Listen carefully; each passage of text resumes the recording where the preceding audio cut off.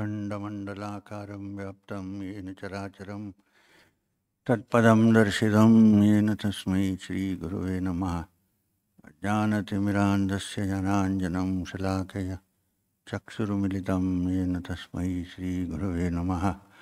गुरुर्ब्रह्मा गुरुर्विष्णु गुरुर्देवो महेश्वरः गुरुर्साक्षात् परब्रह्म तस्मै श्रीगुरुवे नमः। So, today, as I promised you yesterday, we will have half an hour of continuation of yesterday and we'll wind that up then. But and we will deal with the questions. I cannot promise that all these can be dealt with today, because I also have some in my pocket.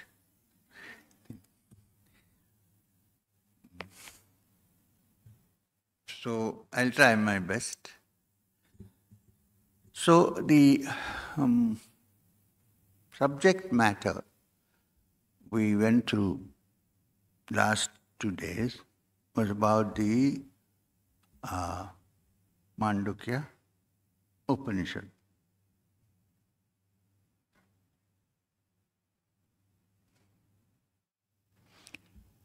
It's a fly trying to look at the time.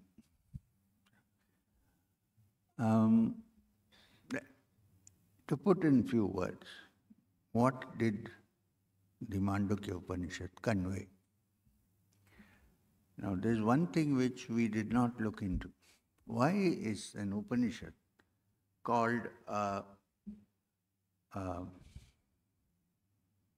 Mandukya Upanishad? Because in Sanskrit, the term Manduk means, like in Hindi and many other languages, a frog. So there, some people have even said that the Rishi who proclaimed the Upanishad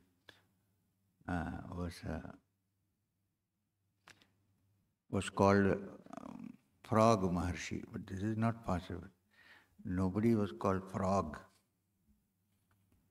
So why is this particular metaphor of frog used for the Upanishad, Mandukya, which talks about such lofty things, which is even beyond the reach of the ordinary intellect?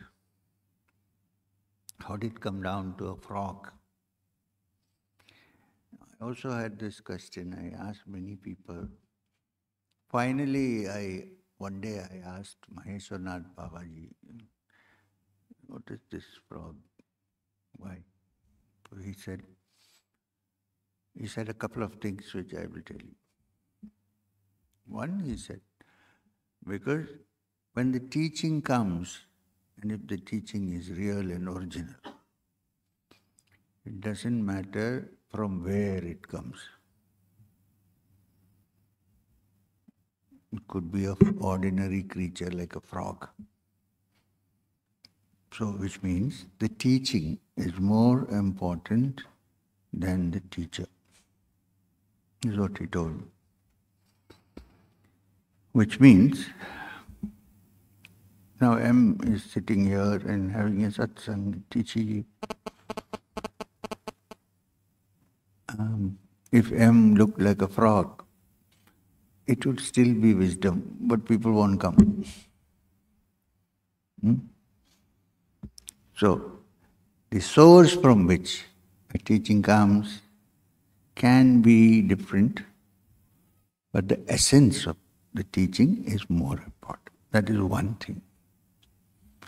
The second is that a frog is the one creature which has remarkably visible metamorphosis. First, it's a small tadpole swimming in the water, and slowly it develops into a frog, and the tail falls down, and then it jumps onto the land mass, but it can live both in land and in water. quite comfortably. So the idea conveyed is that when one has the knowledge of Turiya, or one understands the supreme reality, one can live in that sphere as well as in this sphere. If you don't live in this sphere, you cannot even teach. Some teachers become absolutely silent after they had that experience. They don't open their mouth, they don't teach. Even that is good because the presence can bring about some change. But if you are asked to teach, that is the job given to you, you need to learn to live both on land and in water. It's an amphibian. This is what a spiritual teacher who has understood the essence of Vedanta and who knows what Turiya means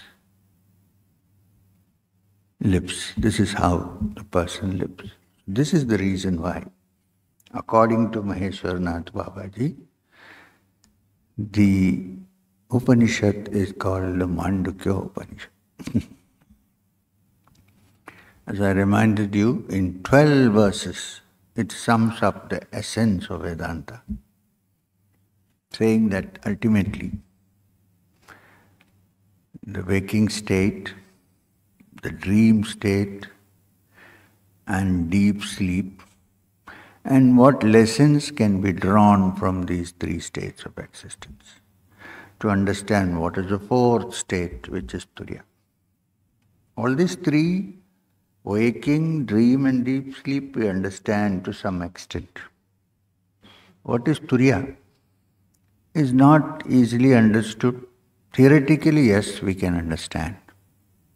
So, we want to look at it in a very short form.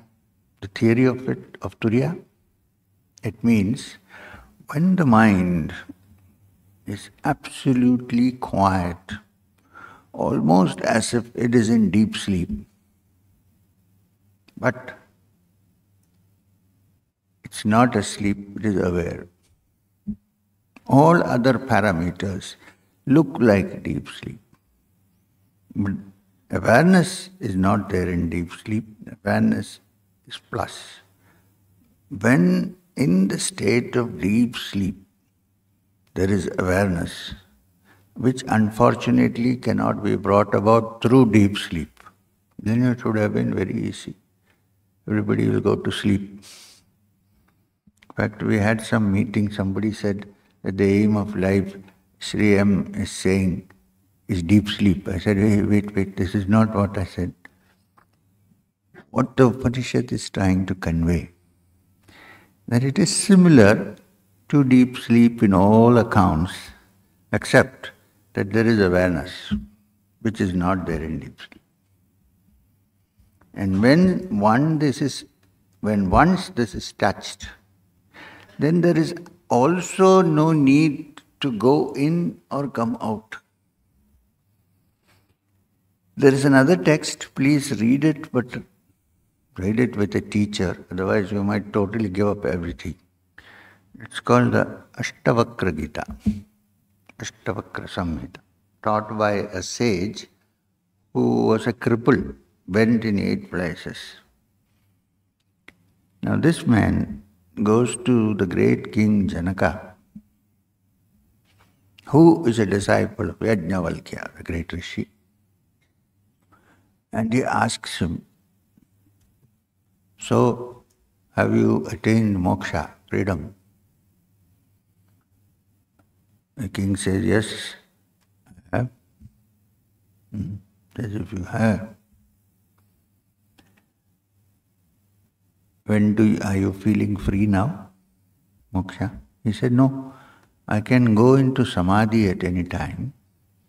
When I go into Samadhi and I feel I'm free of this body and so on, then I come back. When you come back, I don't feel free. He says, then you are not free because you are dependent upon Samadhi. If you were really free, then you will be free now also. There is no going in Samadhi, coming out, nothing. You are eternally free. And then begins the teaching of the Ashtavakra Gita. But please understand, to go beyond that, one has to first come there, right? Suppose, so the whole attempt of sadhana is to bring one there and then break the mold, not before that. Some people say, so freedom is eternal, always there, so I will do what I want. I will drink, I will fornicate, I'll go this way, that. Why? Because freedom is already there. This happens to people who believe in certain teachings without understanding that the teacher has undergone so many stages of evolution before coming to that understanding. So, the entire thing called sadhana, the word called sadhana, is meant to purify the mind, to bring about that state which recognizes the eternally free. Once it is recognized, then you are eternally free. Then you don't have any temptations, so you won't be succumbing to such temptations automatically. Because you have touched the treasure house of all happiness and all bliss and all satisfaction. There's nothing more to be satisfied. Now the question is, how is this possible? Is it possible only through the study of the Upanishad? Or is there any other way to get there? I would say, while the Upanishad describes it in absolute terms, it still remains that to get there, we need to go through a certain discipline before we break the mold. You have to become mature before you break the mold. When potter, a person who works with clay, wants to make an image. Now clay has no shape or form by itself, right? He wants to make something out of it. What does he? There are two ways. One is to put it in the, the old-fashioned wheel, potter's wheel, or rotate it and hold your hand and shape it. This rotating and shaping is all sadhana before it becomes a pot. The other way is to put it into a mold. Right? When you put two halves of a mold, fill it and then press hard. Okay? Image is formed. But if you want to see the image, what do you have to do? Break the mold. But you cannot break the mold unless you make the mold. So, making the mold is as important as breaking the mold. Get what I'm trying to say? Suppose somebody is an expert dancer. They have to learn all the rules of dancing. The Shastra of Natya Shastra, they have to. Then after they have learned and when they are practicing, when they become advanced, they can innovate, change some rules. But if you don't know the Shastra at all, what will you innovate from? Nothing. That is not innovation. That is laziness of not wanting to study the system. Now, fortunately, there are other ways also to find this truth. What is the requirement? That the mind becomes one-pointed, completely quiet, and is enjoying the inner. This is what is required. There are cases where people, simply by chanting a sound or singing the name, one of the names given to us by the Shastras, or by falling in love with the deity, have attained it. Having attained it, they figured out that it is the same thing which the Upanishads are talking about. This was the case with Thakur Ramkrishna Paramahamsa. He did not study Vedanta till late in life, till Totapuri came into the picture. Till then he was only a pure bhakta. He loved the Divine Mother, he worshipped her, he had visions of her.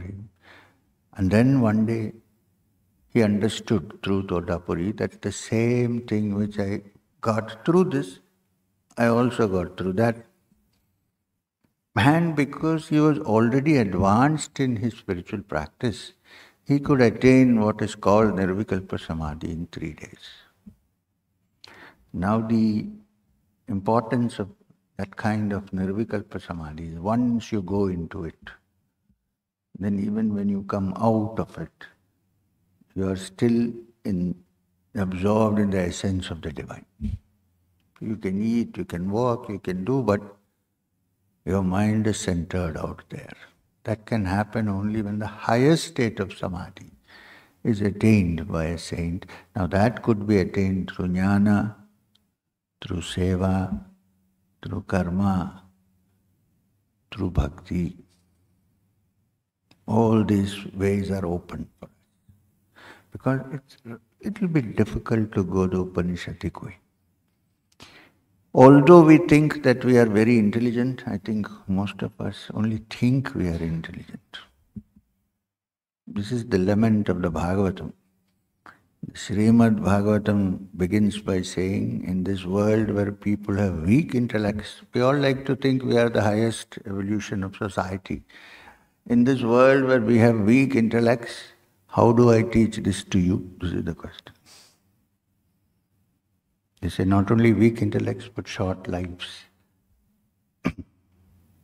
We pride ourselves on the fact that we are the cream of society. We are very intelligent. We can even fool gurus. Not all gurus. It's good to fool gurus who want to fool you. Even if there is somebody genuine, they think they are so intelligent, I can fool him also. But unfortunately, one is not. The real intelligence comes when one has the spiritual experience of the Supreme, whichever way one went into it. When then the mind opens up, the brain opens up, you see things which you cannot see otherwise. It sharpens our perceptions. Not as if one who is absorbed in the Supreme becomes dull. Paramahamsas may behave like idiots sometimes, but they're not. They're not dull. They're completely bright. They can see through everything. So keep this in mind. Now, to the question if you and I can attain it, or is it meant only for great beings? I would say yes. You and I can also walk the path, provided one is ready to do it, one has full understanding of what one is doing, and one is not a hypocrite. One knows where one stands. Because the moment I think I know, then I am in trouble. Upanishad also declares beautifully, he who knows, knows not, and he who knows not, knows.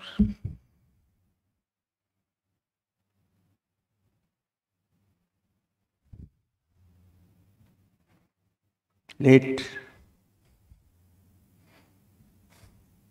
Half the satsang is almost. Anyway.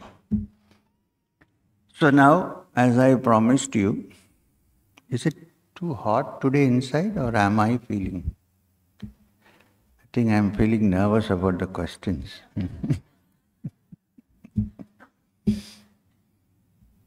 So, I'm going to take up some of these questions because it is unfair that you go home saying, oh, he talked so much, but he didn't answer any questions. He didn't allow us to have a dialogue. Now please let me, before I start the questions, tell you, I may not know the answers to your questions because I haven't seen the question. If I see the question and if I know the answer, then I will explain to you. If I can't understand, I will say, sorry, I don't understand this question. Or I don't know. Because for me, it is not very difficult to say I don't know. There's no harm. Actually, I'm happy because I don't know. So, before I start this, I promise I can't finish. There are so many questions. That means human beings have many questions, I understand about it. I would like to just go back to yesterday. You asked me something when I was going out.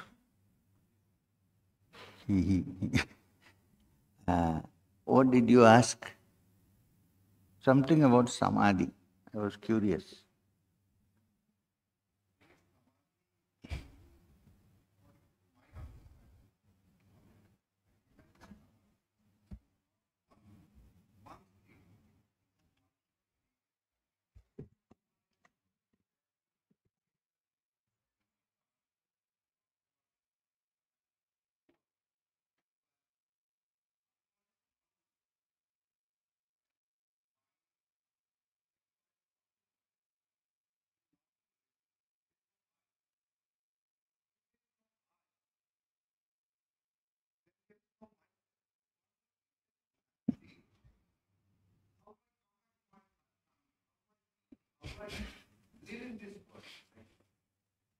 Okay.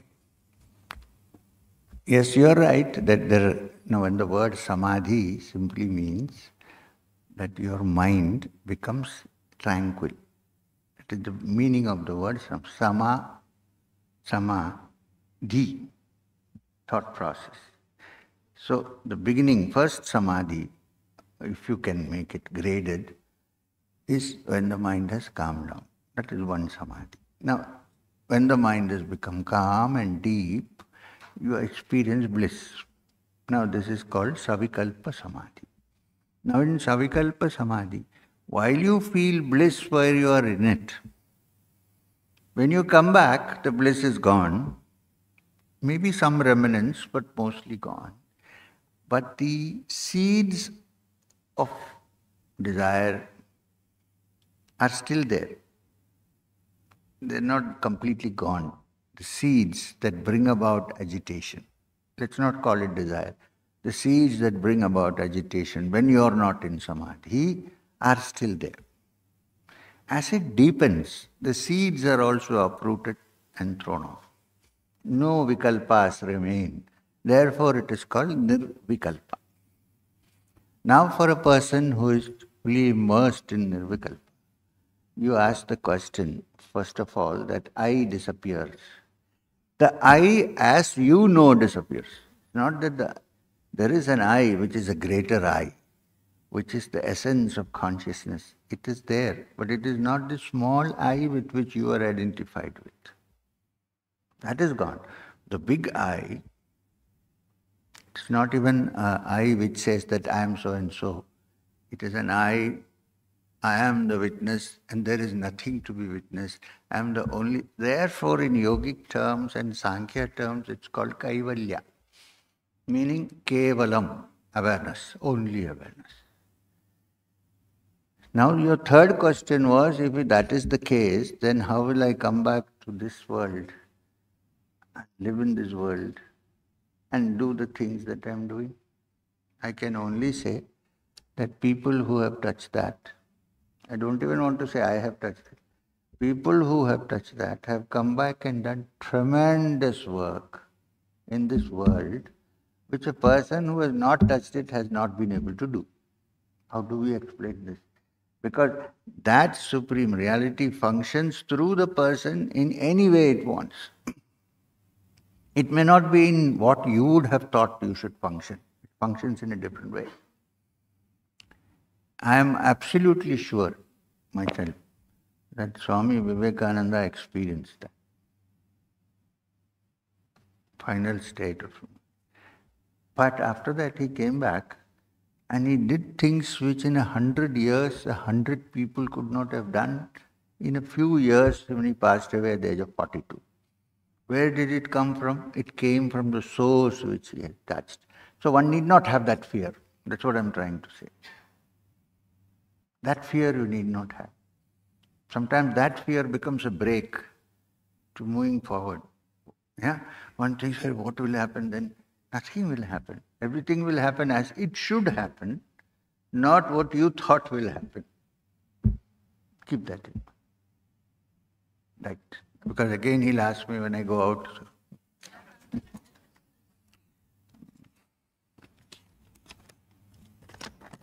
Some of you have such good handwritings. I wish I could. I don't know who gave this. You had some? No. Okay, लिख दिए. Thank you for calling me my beloved master. You talk about emptying oneself. We are aware about what is going on in the conscious mind. In some way or the other, we can empty the conscious mind. But what about what is deep down in the subconscious and conscious mind? How to empty it? And when it starts to get empty, how do we face it?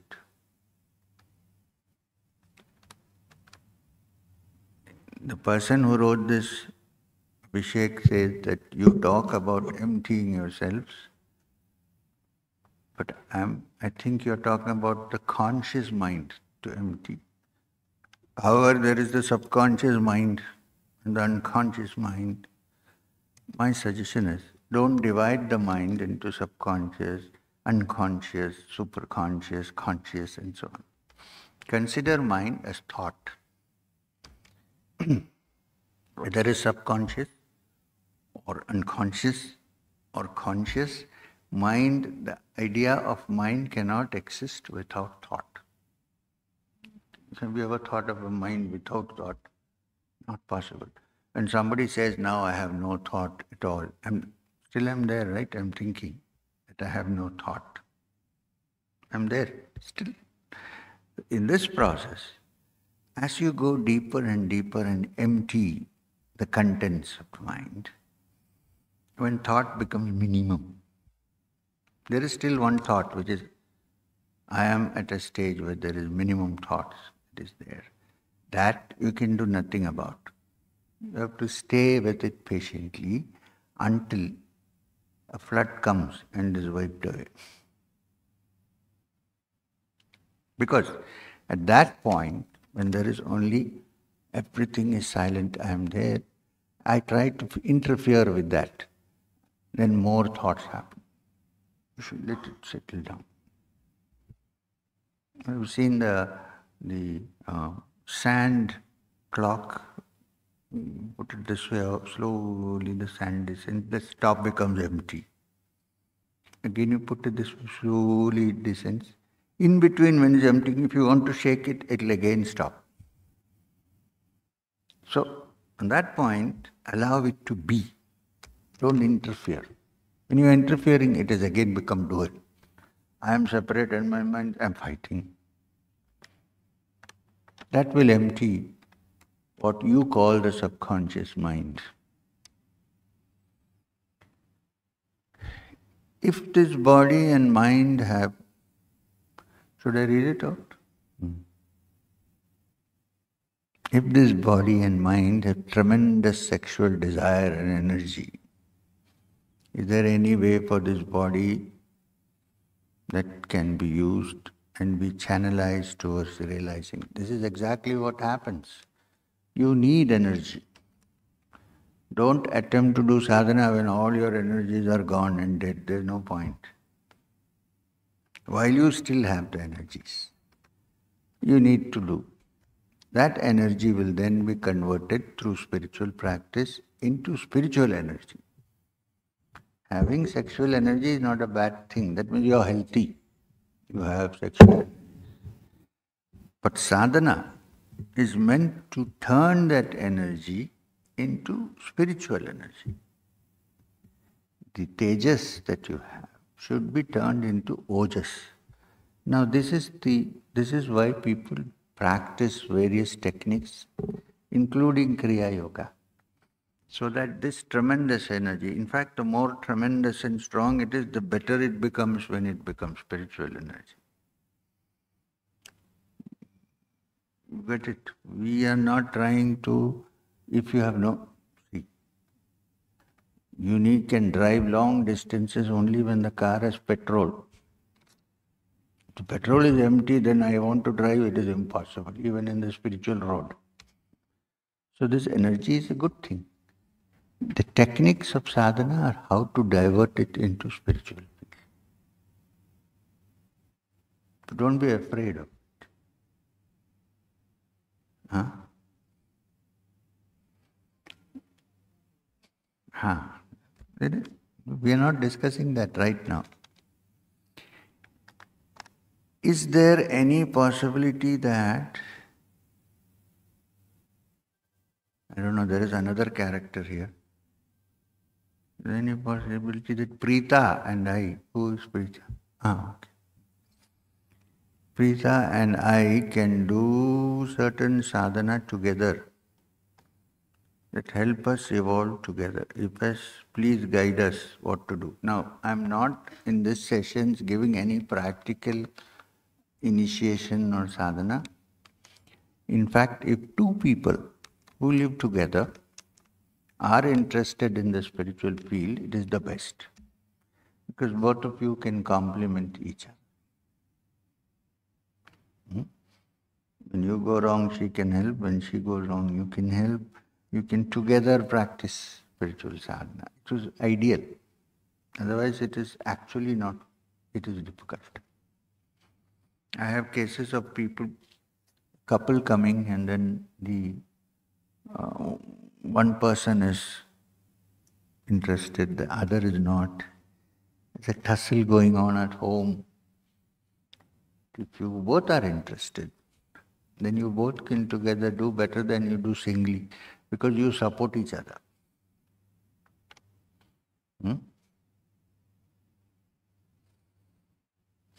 What connection do I have with Thakur, Paramahamsa, Ramkrishna? Swami, why do I see them? What was the message they're trying to convey? I know you know.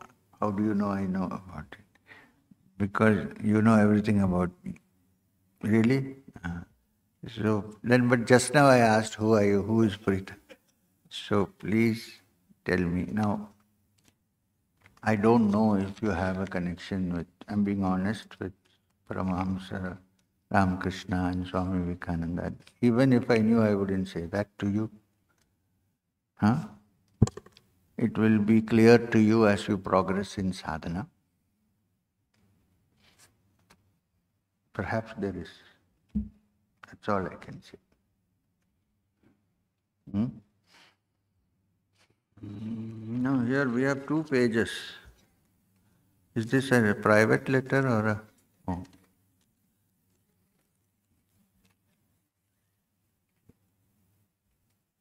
It's like a lucky dip.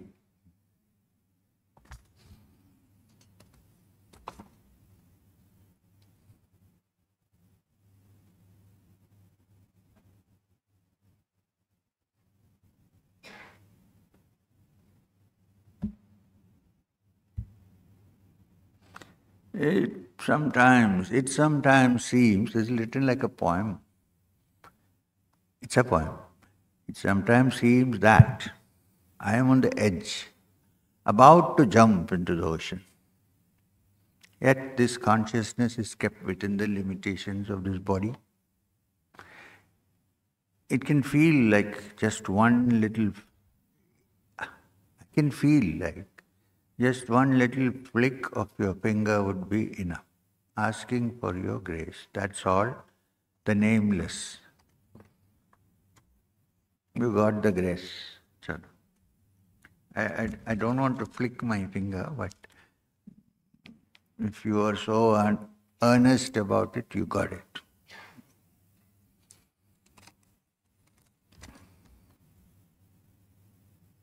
If anyone wants to start Kriya Yoga, how she will start, especially the initiation. Now, if you want to learn Kriya Yoga, I have taught Kriya to many who practiced it only on the day they were taught. And then that's it. Forget about it. They do various other things.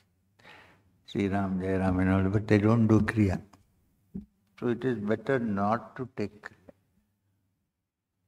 Kriya.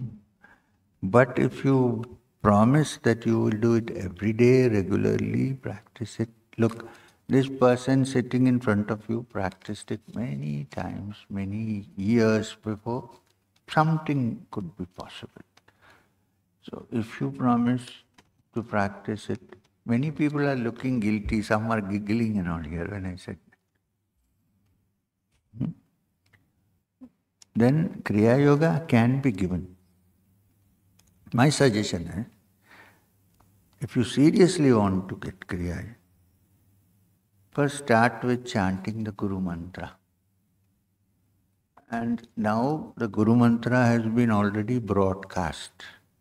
It has been broadcast in the YouTube. So you all know the Guru Mantra. But if you think that simply by looking at YouTube it doesn't work, then I'm telling you that it is going to work. Just listen to me once. It is very simple. Om Hrim Shri Gurubhyo Namaha. This is the Guru Mantra. Om Hrim Shri Gurubhyo Namaha. So if you visualize a white lotus in your heart, keep Sri Guru Babaji's padukas in it. If you don't want to go to the whole figure, padukas. As if the padukas are sitting on the white lotus, touch the padukas, close your eyes, bend down, and chant Om Hrim Shri Gurubhyo Namaha few times. Maybe for 10 minutes, 5 minutes, depending on how much time you get. Do this every day, and I guarantee, very soon you will get Kriya from somewhere. Now this is a challenge, you can try. But every day. Not one day, no, then one day. One day I wanted to chant, but I had to go and play tennis, it didn't work, no. If you do that, then either I will give you Kriya, you will get Kriya somehow. Or I will depute somebody to give you.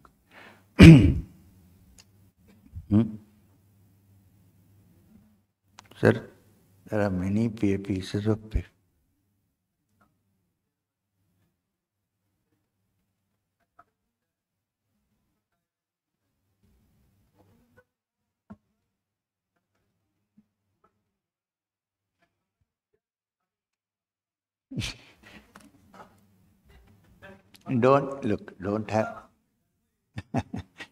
Don't have any fear, let them come. Let them come and sit on you or do what. Don't worry about it. You'll still be able to wake up and come out, but it would have already altered your mind, changed your set. Look up. So you'll get Kriya, I can assure you. Maybe when we have the retreat in Kolkata, people here who haven't got Kriya, they can have. It's not compulsory to have Kriya, please. There are other ways also. And not as if only if you have this Kriya, you will attain moksha. No, there is nothing like that. But if you seriously want to take Kriya, you will get Kriya.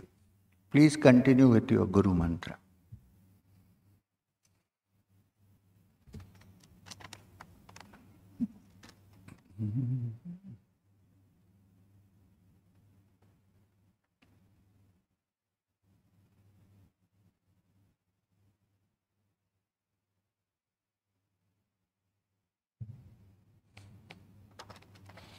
Now this is a little technical question. Somebody who has done some Vedanta.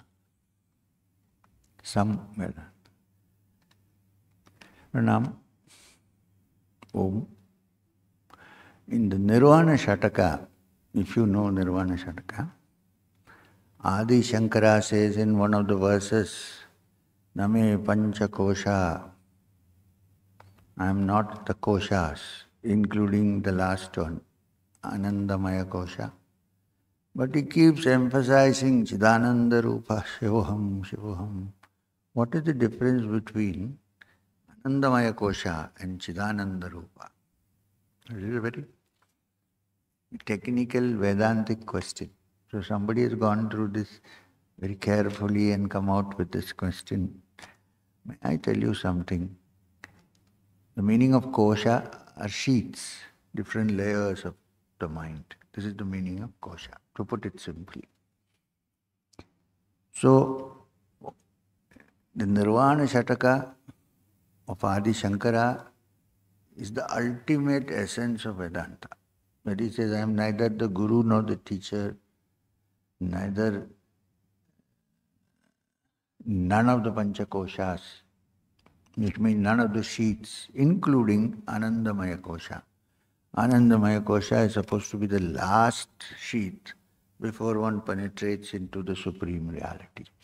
I am not even that. But then the question here is, then he says, Chidananda Rupa Shivoham Shivoham, in which Satchid Ananda is mentioned, while he said, I am not the Anandamaya Kosha. This is the question. The answer is actually very simple if you understand what it actually means. When Shankara says Chidananda Rupa Shivoham Shivoham, he is not identified with any kosha whatsoever. The happiness or bliss in Anandamaya kosha exists only because of this Chit, which is the Chidananda Rupa. So Anandamaya kosha is actually in effect of Chidananda. So it's not as if Anandamaya kosha is gone and how can you experience Ananda and Chit? The essence of Ananda which is there in the Anandamaya kosha, I don't know who wrote this, is actually coming from the Chit which is Ananda, Satchidananda. So it's not two things, it is one.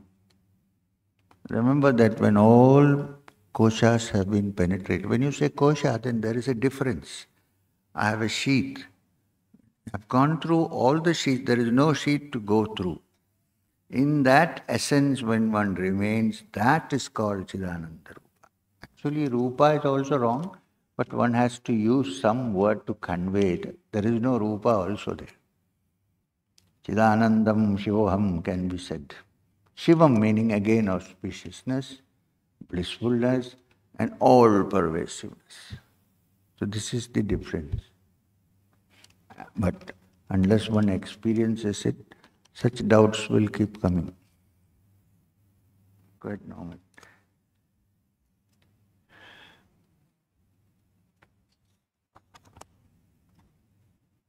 Nice question. Om Bhrim Shri Guru Bhyo Namaha. Somebody is already chanting the Guru Mantra. That is settled. I had a dream on 29th July. Which dream girl has written this? I had a dream on 29th July 2023 in which you said,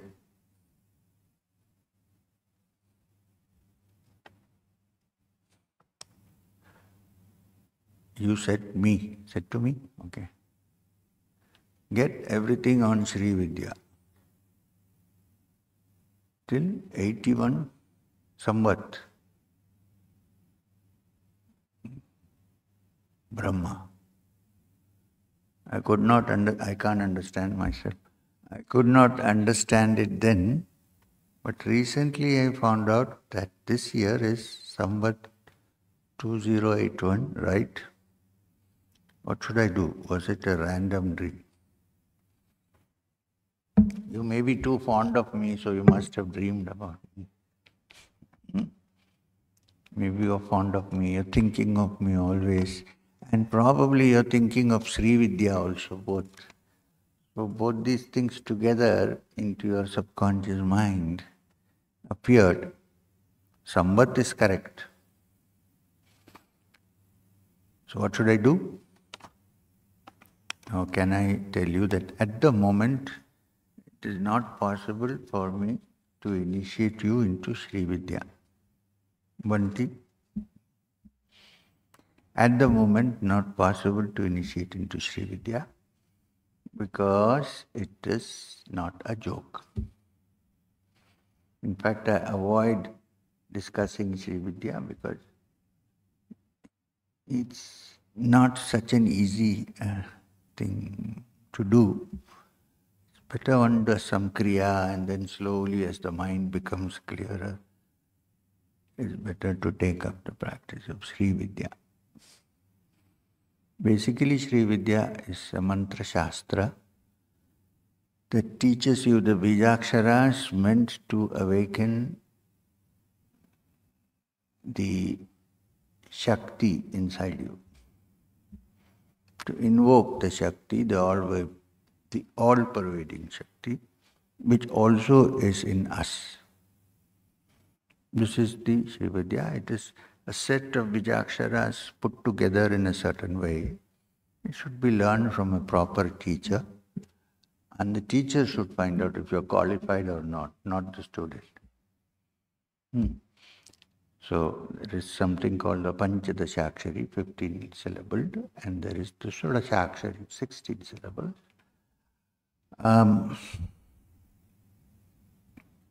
When the time comes, it will happen. Think about it. In this instance, I must say that Thakur Ramkrishna Paramahamsa took Sri Vidya also, among other things that he did, from someone. And later on, his son came to him and wanted to become his disciple. So he touched his feet and said, I will accept you, but you are my Guru's son. Because I got the Sri Vidya. So let's wait. Let's not be in a hurry just because you had a dream and I said something. Maybe it has some relevance. Maybe you are meant to have Sri Vidya, but the time has not come yet.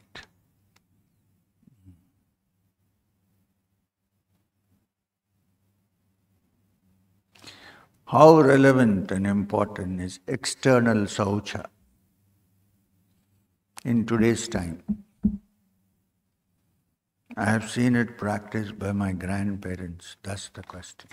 Look, today's time or ancient times, to keep clean, keep the body clean is important. Because if you don't keep it clean, if there is no saucha, many diseases may come and so on. This is a well-known fact.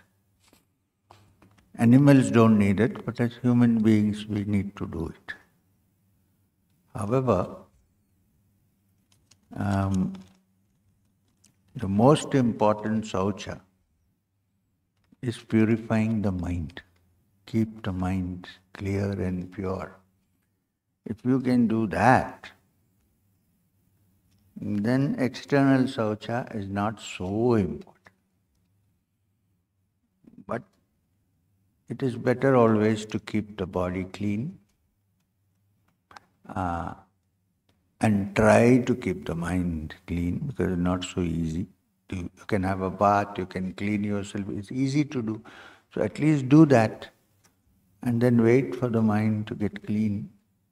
There's a reason why saucha is recommended, because wherever you go and sit, you attract the influences from that.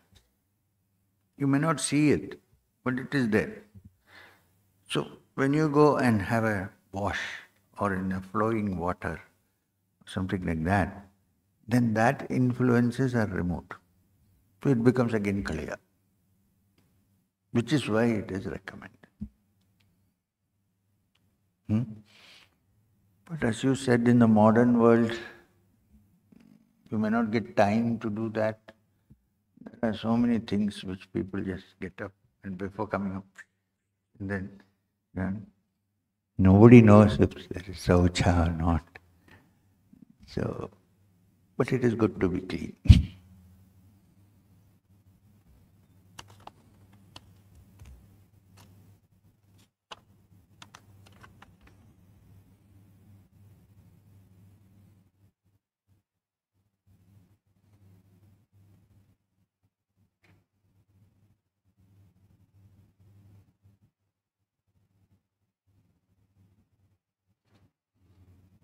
The journey to enlightenment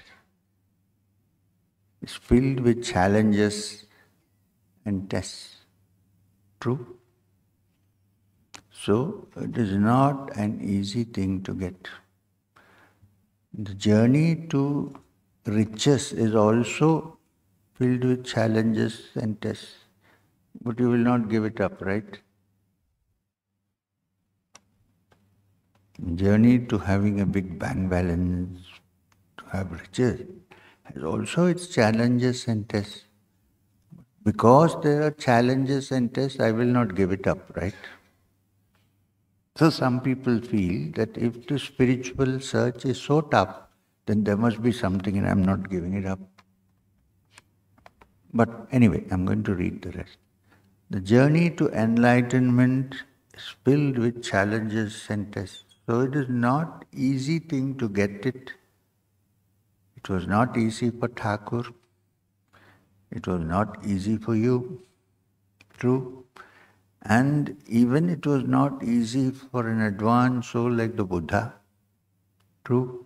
Many spiritual paths like meditation and devotion require dedication and perseverance. True.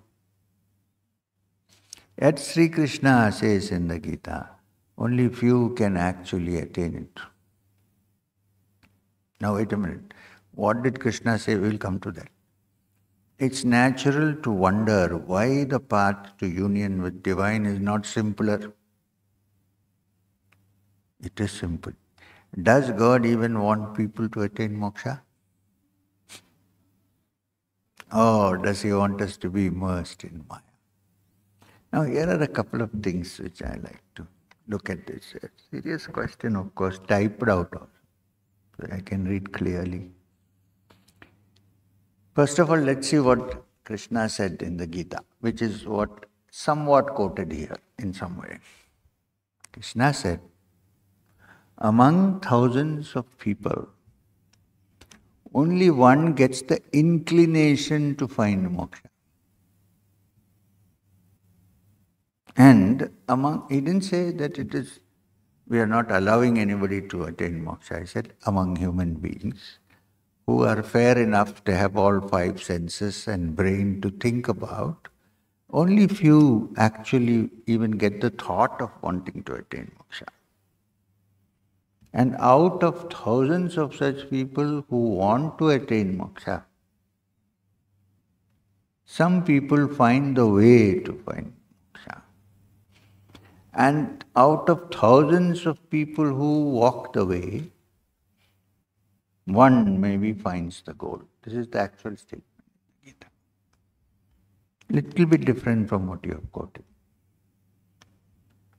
Nowhere does Krishna say throughout the Gita that because it is difficult or we have made it difficult or because it is difficult you should abandon it. That is not the essence of the Gita. The whole process of the Gita is to help you to attain it. Krishna says that only to show that it is not a joke. That it's not something easy like buying a lollipop and sucking it. It is difficult. I also had great difficulties. Every sadhak who goes into it has great difficulties. But if you are serious about it, as serious as you are about making money or having a child or whatever one does, then it's not so difficult as mentioned. The aspiration is important. God is not See, we are all given five senses, opportunities, the world is shown to us. We are also shown that there may be things beyond this because death appears every now and then to make us wake up. So all the opportunities, all the necessary hints are already there. If God did not want you to attain moksha, none of these hints will be present. So it is not wrong, but it is blaming God unnecessarily. It's simply that one has to develop that kind of dridha nischaya, strong desire to find the truth. Can't blame God. Blame God. Why only one Einstein was made? Why can't God make 1,000 Einsteins?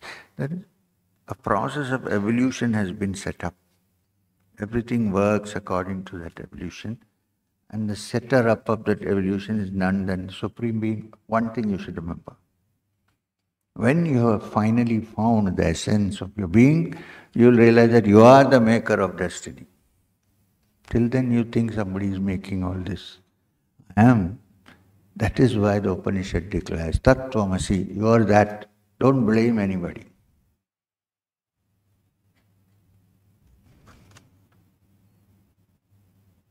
So, nobody wants you to be immersed in Maya, I'm sorry.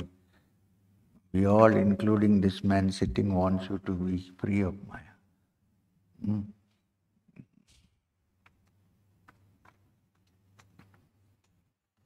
Yes, it is difficult, as every other thing is.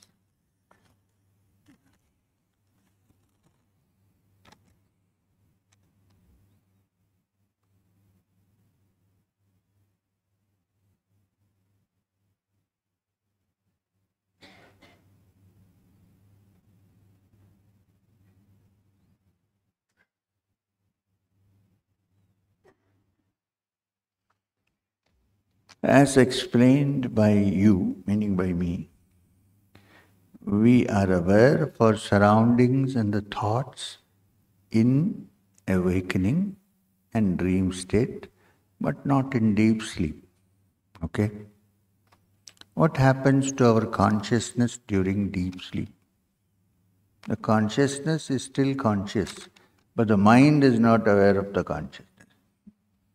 When we wake up after sleep, we regain the awareness. Awareness is in the mind that is regained. The consciousness was always aware even in deep sleep. You understand what I'm trying to say? It's not that the consciousness by itself is not aware of itself. The mind is not aware. And when you wake up, the mind remembers in its memory faintly that there was a blissful awareness.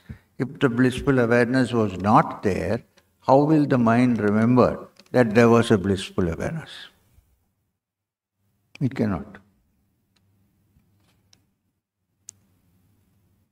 So, this is also the answer to the last part of the question, how our awareness becomes dormant during sleep and active otherwise. The mind is the problem here. Is the mind that is aware? Is the mind that is not aware? Consciousness is eternally aware of itself. It does not need the mind.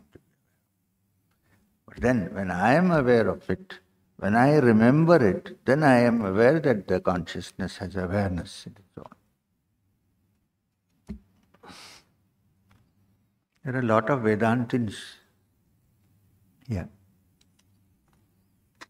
Is that a speciality of Bengal? Maybe. When I start worshipping God, completely immerse in it. Very good, if it's so. All consciousness turns away from work and towards devotion. How can I maintain both my work life and my devotion? When you do your work, put as much attention on the work as you do when you do your meditation. This is called pratyahara. Yogi is not one who meditates when he is driving. And when he is meditating, he is not thinking of his car. He is meditating, he is meditating. When he's driving, he's driving. This is the kind of attitude and training that we should develop. When you're worshipping, have no thought of anything else in your mind except the worship. You're right. If you're doing it, it's excellent. But then when you go to work, now don't think of your meditation. Do your work. If you do your work with complete attention, then you are meditating actually. It's not two things. It is through this that one-pointed attention develops. And when one-pointed attention develops, effortlessly you can switch between the two.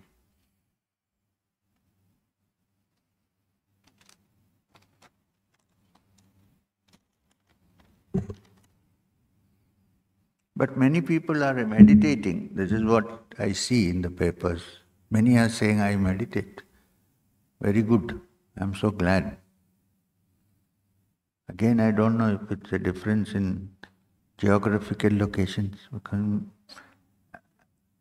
Bangalore, I get very few, I am meditating notes. Sorry, nothing against Bangaloreans. In meditation, see, another one. I feel so ecstatic, so blissful. I don't want to come back. Lovely. But when I am pulled back, I am so emotionally sensitive and it is so painful. How to carry the bus into every moment? What is bus? Oh, bliss, sorry. L and I were together. How to carry the bliss into every moment, how to be emotionally stable. Look, it's very normal and natural that if you experience ecstasy and bliss in meditation, when you come out of it, you will really want to go back to it. Normal, quite natural. You pull back because you still have some seeds of desire, some duties to fulfill, so you pull back. It is painful. We all know that. I've also passed through this. But one day your meditation will become so deep and blissful that even when you come out into this world where you have to do your work, a faint taste of that will still stay with you, the fragrance of it. And because when it becomes deep enough, because that fragrance stays in you, in daily life also when you interact with people, they will feel the fragrance. So even working in this world will become easier for you. In the beginning, it is difficult. It's our experience that when you're deeply in bliss, then, 10 o'clock I have to then go and have a satsang. It's painful. But gradually you'll begin to be always in that even while you're working in this world. That state can come only with depth. When meditation becomes deeper, then you carry the fragrance of meditation with whoever you interact with. They will enjoy, you will enjoy, but you will still be waiting to go back into the bliss of meditation. Anytime. Because there's nothing compared to that. So I'm not surprised that you feel pained when you're wrong. Don't worry too much about it. It's so for me also. Sometimes you can complain to God, why are you pulling me out? Huh?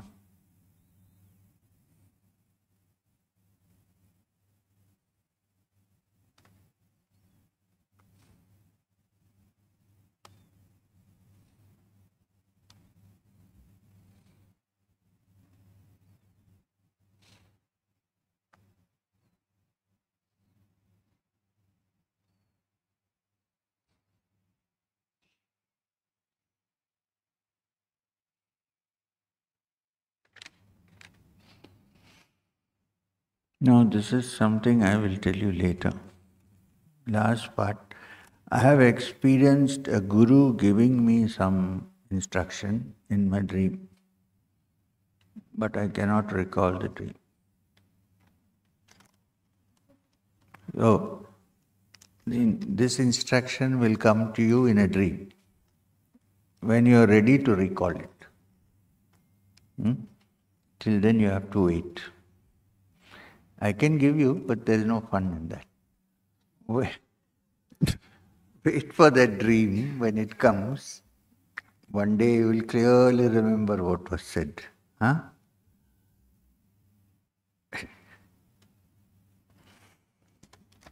We have many siddhas here.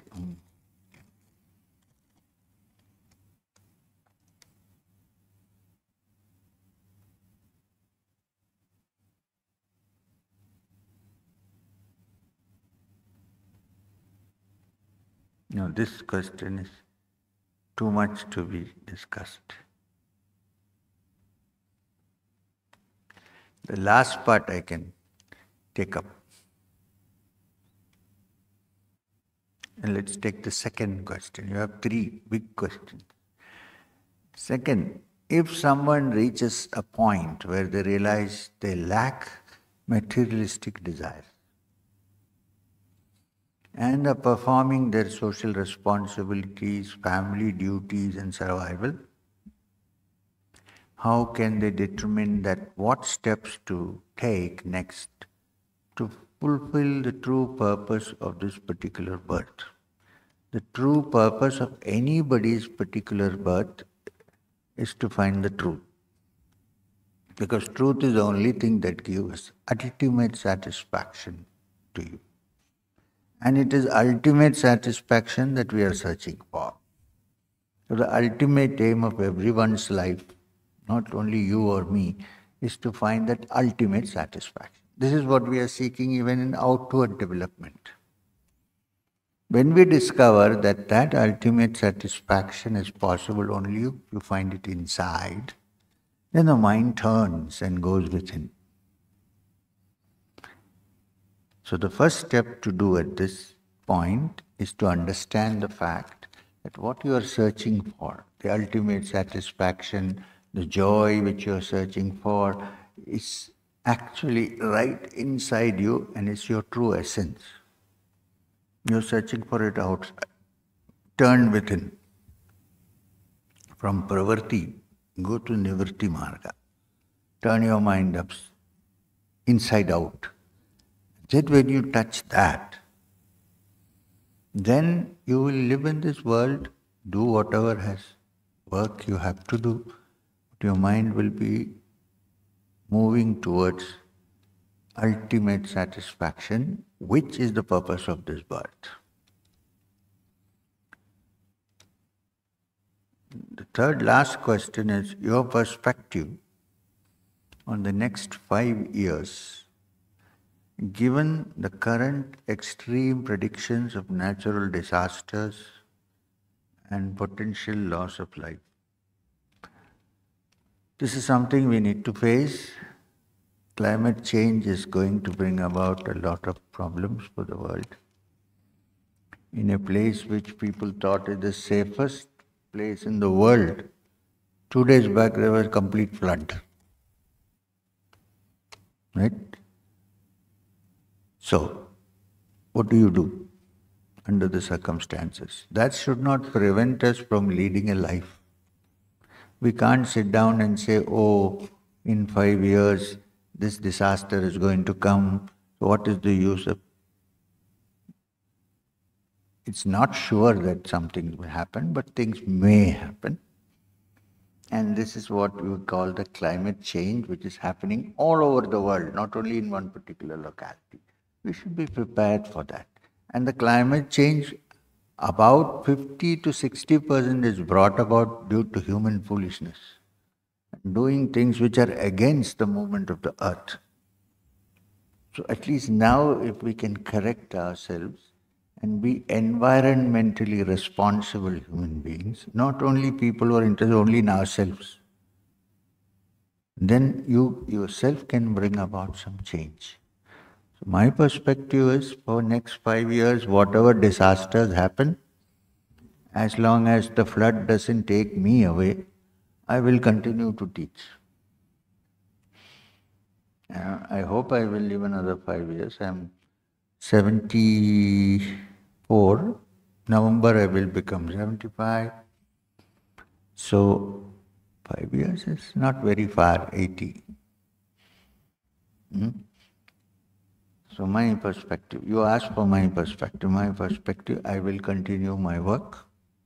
I will continue to bring environmental awareness also to human beings as much as I can, so that at least now we can correct the way we live, not contribute to the disaster or allow it to increase. This is my perspective for the next 5 years. After 5 years, we'll see.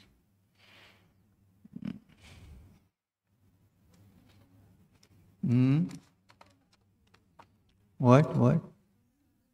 Oh, sorry. Did you put it there? No.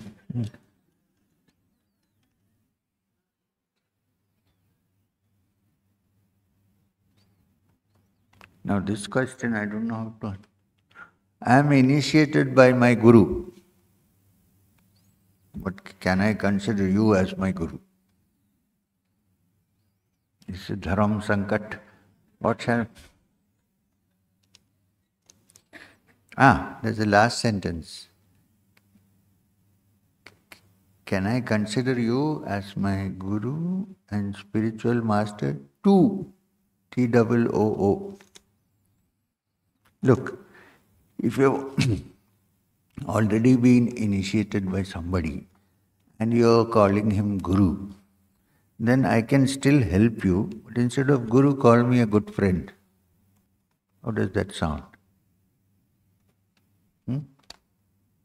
Okay. You can say, well, I have been initiated. The person who initiated me is the Guru. But then there is this gentleman sitting here. I seem to like him. He seemed to help. So what shall I consider? You can consider me as a good friend who has gone through the spiritual journey and who can help you in some way. That is enough. No need to call. Guru, then you have to say, who is Guru's Guru? It's called Guru. So,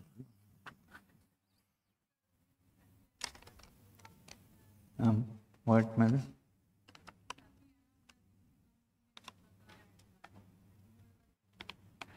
I didn't hear you.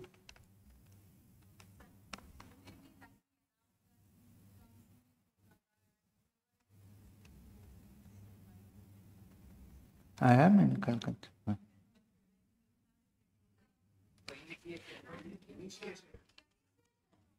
Oh.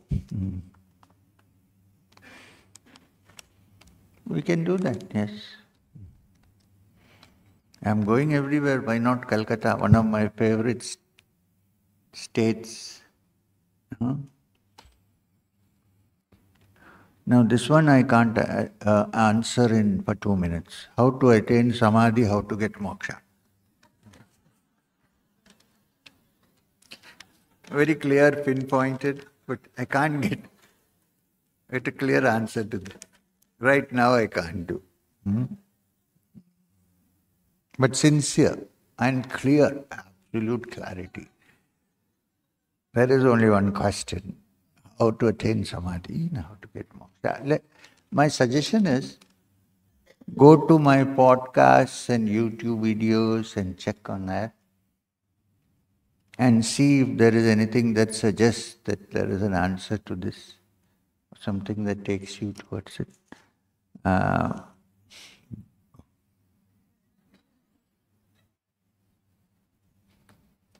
This is a pretty big one.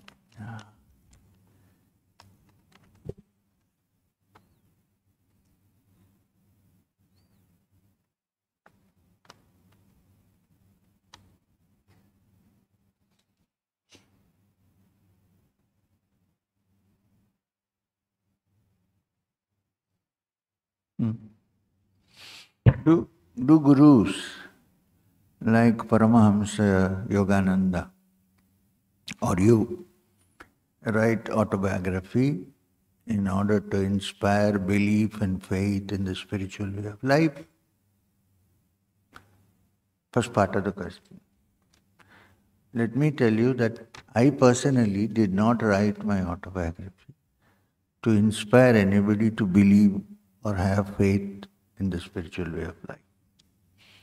I wrote the autobiography because my teacher, Maheshwarnath Babaji, told me to write my autobiography.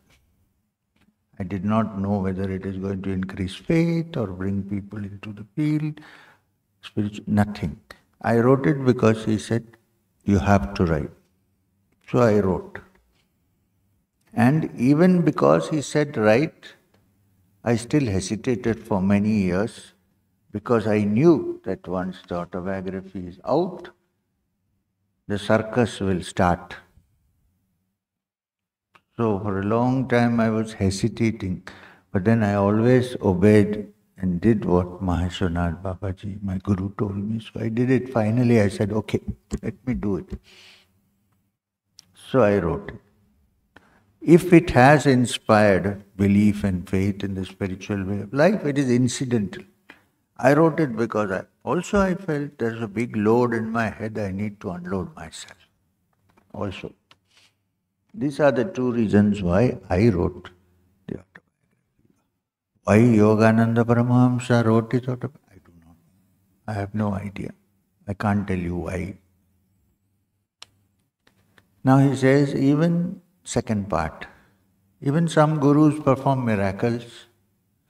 Do these serve the same purpose, inspire belief so that people take to the right path and do not become bohemian? This is the second part of the question.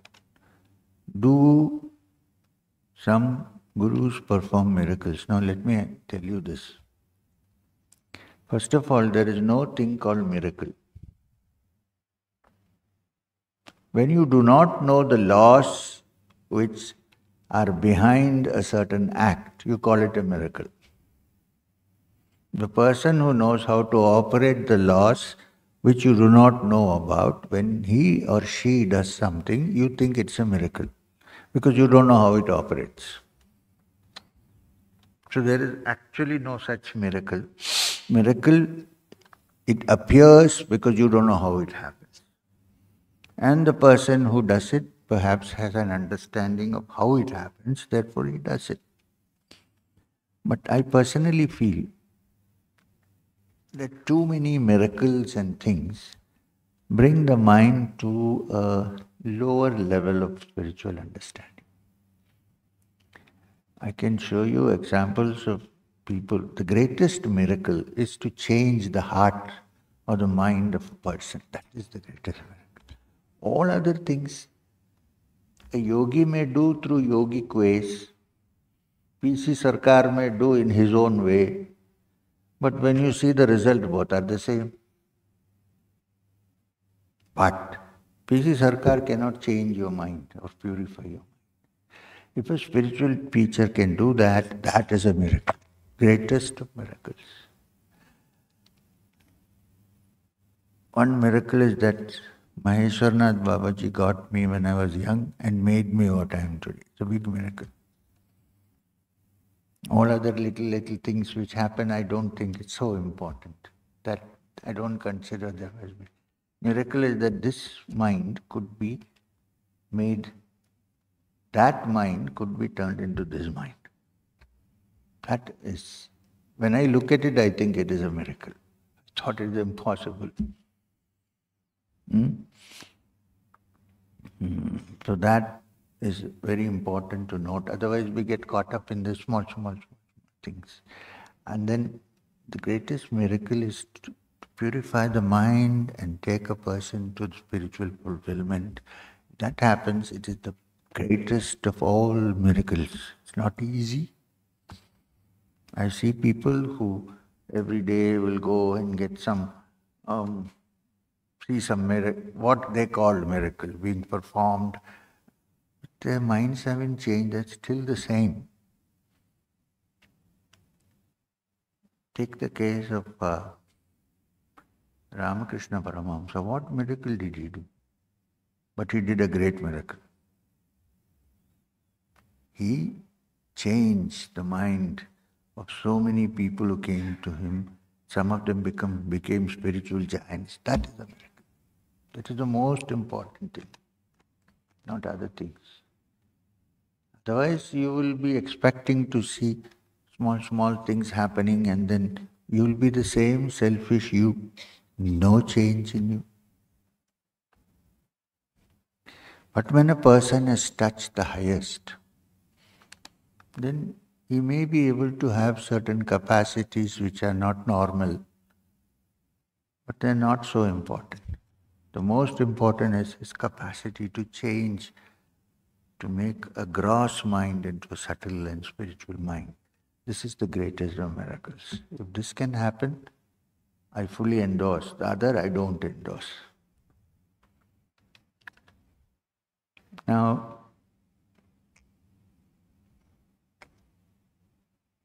however, one has the capacity maybe to do certain things which others cannot do. This we cannot deny.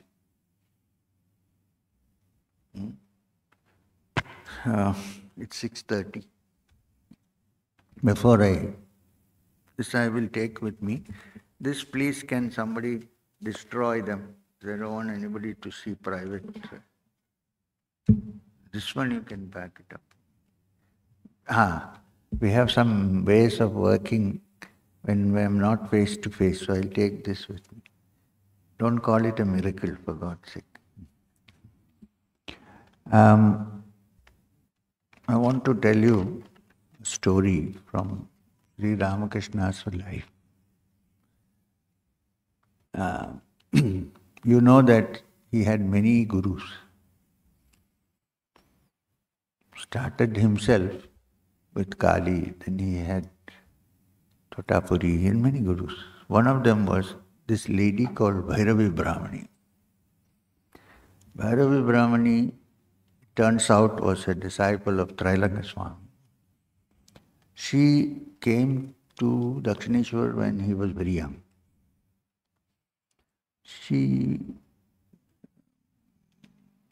Ramakrishna went out to pluck some flowers to give to the temple. Still very young, he had passed through the experience of Samadi. And he saw this lady sitting there, quite young, radiant. He did not like to go and talk to her, so he went inside and told his nephew Hriday, who was staying with him, Hriday Ram, go outside. There is one lady sitting on the ghats. Ask her that my uncle wants to see you.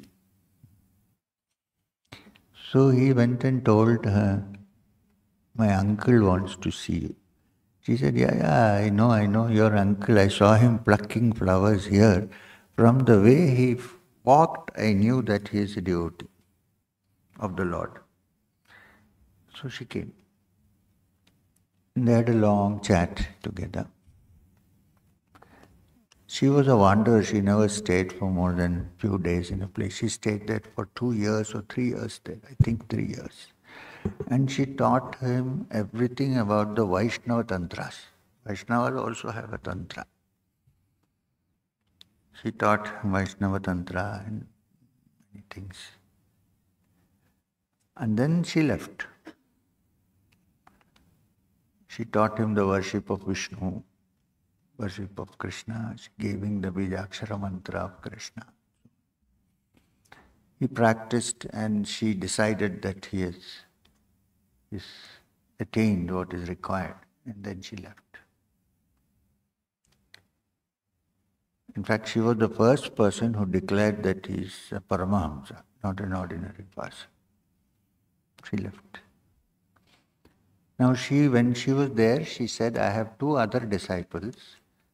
One was Manikandan and the other somebody else, I forget the name. And then sometime they may come to see you, and she left. They never came. For a long time, nothing happened. Then Totapuri came and Ramkrishna studied Advaita Vedanta. Then the disciples, some people started coming slowly, but still The young boys who became the Swamis had not started coming. At that point, one day, Manikandan, one of the disciples she had, came to see Thakur. He said, my Guru Ma said that you are here and you are a high spiritual sadhak, so I have come here to see you. Can I stay with you? But he said, yes. So he said, yes, she told me you exist. So Thakur had to go in the night far away into the forests and shrubs for relieving himself. To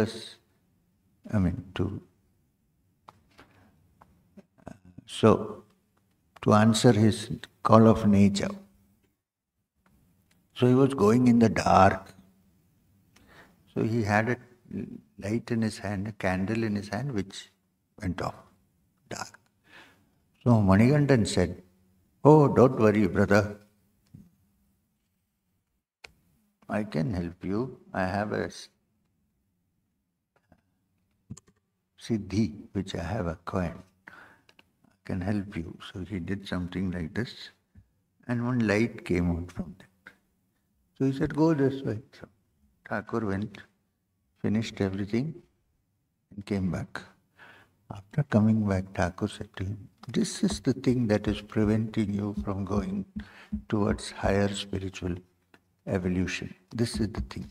From now on, it will not work for you, and did like this. Poor Manikandan lost the capacity to do it.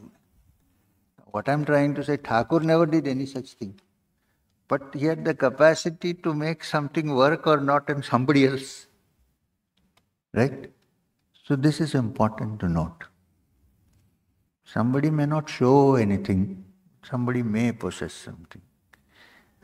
But the important thing is how he changed the minds of hundreds of people and took a handful of them to the highest level of spiritual consciousness. This is the miracle. So look for that miracle only. Don't look for other little things. If you have a headache, don't go to the Guru. I have a headache. Please put your hand. Use tiger balm. Easy to get.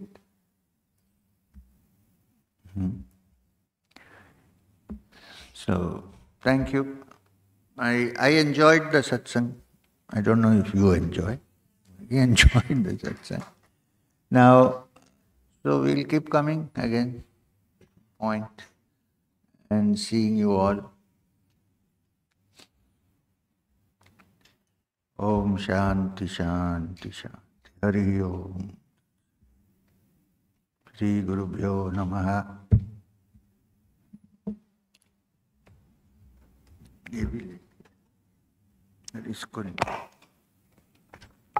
इसको अलग से cover में रखें.